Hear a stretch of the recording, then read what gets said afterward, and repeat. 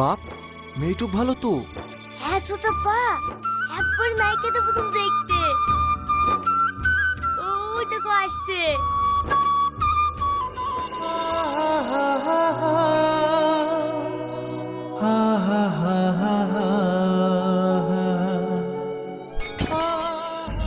ও মা, কি হলো? ও কিছু না, মাথাটা কেমন যেন একটু ঘুরে উঠেছিল।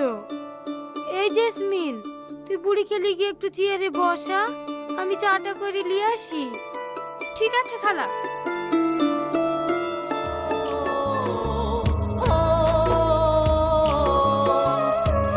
চেয়েছিলাম তোকে ধরতে পারিনি।